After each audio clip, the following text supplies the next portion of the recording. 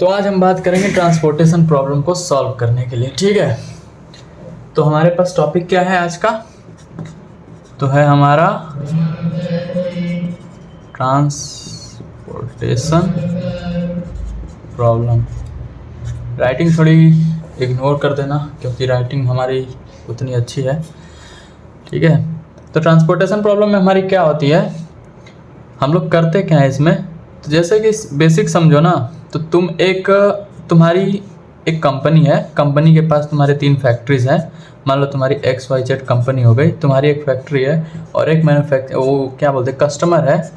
पैर भी बना दूँ क्या इसका? चलो भाई ठीक है, खुश करना है एक ही आँख बन गई। ठीक है भाई, तो तुम्हारे पास 3 फैक्ट्रियाँ हैं। ठीक है, अब ये कस्टमर के पास तुम्हारी फैक्ट्री को सामान को पहुंचाने के लिए डिलीवरी कॉस्ट लग रहा है, एक वाली को लग रहा है 30 रुपये, एक को लग रहा है 20 रुपये और एक को लग रहा है 28 रुपये।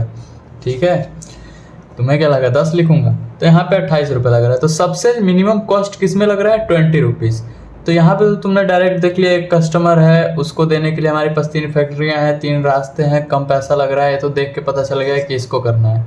लेकिन वहीं पे हम लोग बात करते हैं कि तुम्हारे पास मान लो 3 कस्टमर्स हैं। ठीक है, 3 कस्टमर्स हैं, उससे ज़्यादा कस्टमर्स हैं और तुम्हारे पास कंपनियां ज़्यादा हैं, तो उनके पास कैसे सप्लाई करोगे, कहाँ से क्या करोगे। तो ये हम लोग का आता है सप्लाई एंड डिमांड कैसे सेटिस्फाई करोगे, दोनों को इक्वल करोगे। ये सब बातें हम आगे करेंगे। और इस सब को प्रॉब्लम को सॉल्व करने के लिए हमारे पास 3 मेथड होते हैं। 3 मेथड्स में सबसे पहला मेथड हमारा होता है लीस्ट कॉस्ट मेथड और दूसरा हमारा होता है नॉर्थ वेस्ट, हाँ वही ईस्ट वेस्ट नॉर्थ वाला, नॉर्थ वेस्ट कॉर्नर मेथड। देखो यार, अगर अंग्रेजी समझ में ना आए तो मेरी बातों को सुन लेना। ठीक है, तो नॉर्थ वेस्ट कॉर्नर होगा, तो हमारा तीसरा हो जाता वोगल्स। ये सारा टी बन गया, चलो कोई बात नहीं, समझ लेना एल। ठीक है, वोगल्स अप्रोक्सीमेशन, इसकी स्पेलिंग थोड़ी सी अप्रोक्सीमेशन मेथड।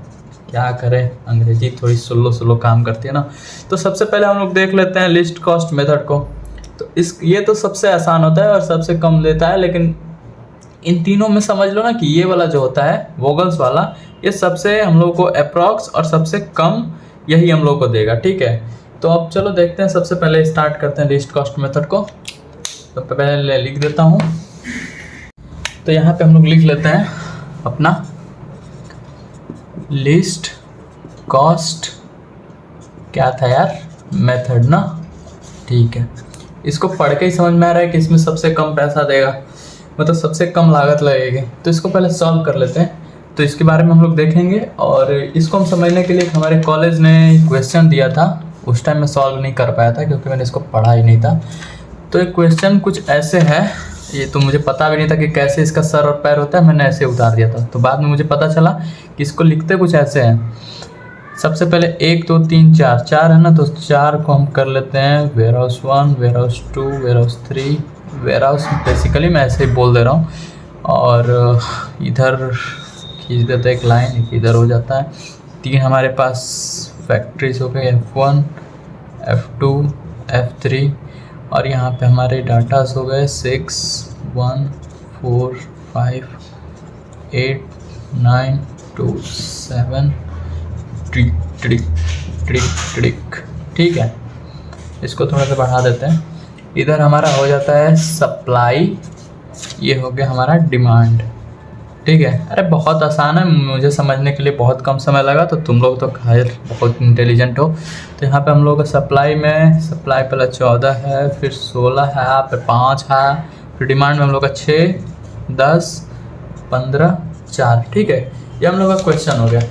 अब हम लोग को कुछ इस ऐसे जब क्वेश्चन आए और हम लोग को सॉल्व करना हो लिस्ट कॉस्ट मेथड से, तो हम लोग सबसे पहले इसको हम लोग शॉर्टकट से भी कर सकते हैं। ठीक है, और मैं शॉर्टकट भी बता रहा हूँ और लॉन्ग के लिए एक यहाँ पे वीडियो जा रही होगी, लॉन्ग वाले को भी तुम लोग देख लेना, अच्छा रहेगा तुम लोग के लिए। लेकिन शॉर्टकट में इसलिए बता रहा हूँ क्योंकि जो हमारा BCA का 4th सेमेस्टर है वो हमारा ऑब्जेक्टिव होने वाला है और उसमें जितनी जल्दी से क्वेश्चन को सॉल्व करोगे उतना तुमको आसानी होगी। तो देखो शॉर्टकट में समझाता हूँ। सबसे पहले देख लो ना, लिस्ट कॉस्ट मेथड को सॉल्व करने के लिए इसमें से ये जो तुम्हारे अंदर बॉक्स में सबसे छोटा कौन सा इसमें डिजिट है? 2 है ना, 1। एक है सबसे छोटा, तो इसको तुम पकड़ लोगे। इसको जब पकड़ोगे तो देखोगे कि इसके जो डिमांड क्या है और इसकी सप्लाई कितनी है। तो इसकी डिमांड हम लोग को 10 मिल रही है, सप्लाई इसकी 14 है। तो सबसे डिमांड ज़्यादा बढ़ी है कि सप्लाई। और उससे पहले इस क्वेश्चन को सॉल्व करने से पहले तुम लोग देख लोगे कि प्रॉब्लम बैलेंस है कि बैलेंस नहीं है। बैलेंस का मतलब क्या होता है कि इन सबको सम करो तो कितना हो गया, 16, 20, 30 हो गया और ये 35, ये हो गया हम लोग का 35। और इसको सॉल्व करो तो हो जाएगा तुम्हारा 25 और 10 35, तो ये भी 35 हो गया, ये भी 35 हो गया, मतलब ये बैलेंस है। तो इसको सॉल्व करने के लिए सबसे आसानी से क्या करोगे कि अगर ये सबसे कम है तो इसके नीचे देखोगे, डिमांड देखोगे 10 है, सप्लाई इसका 14 है, तो डिमांड कम है, तो यहाँ पे डिमांड को लिख दोगे और यहाँ पे डिमांड को काट दोगे और यहाँ पे 0 लिख दोगे।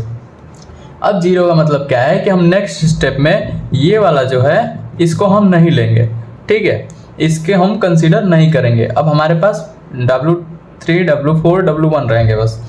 और यहाँ पे से 10 को हटाए तो यहाँ पे 10 को माइनस कर दोगे, यहाँ से 10 को यहाँ लेके गए तो अब ये पूरे 10 को इसमें से सप्लाई में से घटा दोगे तो तुम्हारा बचेगा अब 4, ठीक है।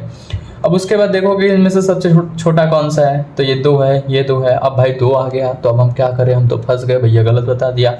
तो चलो भाई उसके लिए क्या करेंगे कि दोनों में से किसी को भी ले लो। चलो इस 2 को ले लिए या फिर इस 2 को ले लो, अक्कड़ बक्कड़ कर लेते हैं ना, अक्कड़ बक्कड़ वो यही लूँगा मैं। चलो ठीक है, तो इसको ले लेते हैं। अब इसके पे देखते हैं कि इसका डिमांड कितना है, सप्लाई कितना है। सप्लाई 5 है, डिमांड 4 है, तो 4 को हम लोग लेंगे क्योंकि 4 छोटा है। 4 को यहाँ पे कर देंगे, उसके बाद 4 को हम लोग काट देंगे, 4 को इसमें से माइनस कर देंगे तो हम लोग का बचेगा 1, ठीक है। अब यहाँ पे 0 हो गया तो इसको हम लोग काट देंगे तो ये हम लोग का हट जाएगा। अब हम लोग के पास बचेगा सिर्फ 2। अब इस 2 रो में हम लोग चेक करेंगे कि इन सब में छोटा कौन सा है, तो बचा रहा हमारा 2। अब इस 2 को भी ले लेते हैं। अब इस 2 पे देखेंगे डिमांड कितना है, सप्लाई कितना है। सप्लाई 16 है, डिमांड 15 है, तो इस 15 को यहाँ ले लेंगे, 16 में से 15 माइनस कर देंगे, तुम यहाँ से हट जाओ और उसके बाद यहाँ से माइनस कर देंगे तो ये हो जाएगा 1। अब ये हो जाएगा 0, तो टन ये भी खत्म हो गया, ये भी खत्म हो गया। अब बचा सिर्फ एक लाइन। तो अब यहाँ पे जब एक लाइन बचे तो कोई डिमांड सप्लाई करने की जरूरत नहीं है क्योंकि डिमांड इतनी है। सप्लाई देख लो 4, 1 प्लस 5, 1 6, सप्लाई और डिमांड इक्वल हो रही है तो सबको यहाँ पे रख दो। तो यहाँ पे हो जाएगा 4, यहाँ पे हो जाएगा 1, यहाँ पे हो जाएगा 1। अब क्या करना है कि जितने के पास पावर है सबको यहाँ पे पावर को मल्टीप्लाई करके लिख दोगे। जैसे 6 है तो यहाँ पे हम लोग लिख देते हैं, थक गया, टोटल कॉस्ट में लिख दो 6 गुणे 4 प्लस 1 मल्टीप्लाई 1 0 प्लस 2 मल्टीप्लाई 15। ये भी है ना, नहीं ये नहीं है भाई, देख लो। अब मैंने तो यहाँ पे कदम कर दिया, मुझे समझ में नहीं आ रहा, मैंने यहाँ पे लिखा था। तो तुम लोग क्या कर सकते हो, जब यहाँ पे लिखो तब इन सबको ऐसा गोला बना दो। ठीक है भाई, यहाँ पे कुछ नहीं था, यहाँ पे था, चलो ठीक है। अब इन सबको ऐसे भी देख सकते हो ना कि तुम सही जा रहे हो कि गलत जा रहे हो। 1 2 3 4 5 6 आ रहा है ना, 3 और 3 6। इन सबको सॉल्व करने के लिए मतलब ये तुम्हारे जो आएंगे ये सब 6 हैं, इन सबको वेरीफाई करने के लिए इन सबको काउंट कर सकते हो। 1 2 3 4 5 6, ये 6 हैं तो मतलब तुम्हारे जितने भी एलोकेशन होंगे सब 6 होंगे। तो कहाँ पे थे हम लोग, हाँ 2 15 पे थे, फिर यहाँ पे किए 2 गुणे 4, देख लो 1 2 3 4 और क्या रह गया, 8 रह गया। 8 गुणे 1, फिर यहाँ पे लिख देता हूँ प्लस करके, सॉरी हाँ ठीक है भाई, 4 गुणे 1 इक्वल टू कर दो। ये हो गया 24, ये हो गया 10, ये हो गया 13, फिर ये हो गया 8, फिर हो गया 8 और फिर हो गया 4। इन सबको इक्वलाइज कर दोगे तो हो जाएगा तुम्हारा 8 16 20 20 10 30 30 60 84, ये हमारा हो गया 84। ठीक है, ऐसे हम लोग इसको शॉर्टकट में सॉल्व कर सकते हैं। इसकी 2-3 क्वेश्चन प्रैक्टिस करोगे तो तुम लोग जल्दी करने लग जाओगे। जल्दी करने लग जाओ तो मेरी तरह आके एक वीडियो बना लोगे। सॉरी यहाँ पे 84 आया है तो तुम लोग देख सकते हो। और ऐसे वीडियो तुम मत बनाना क्योंकि मेरा करियर खतरे में आ जाएगा। तो आओ चलो देखते हैं नेक्स्ट मेथड हमारा है, क्या था, हाँ नॉर्थ वेस्ट कॉर्नर मेथड।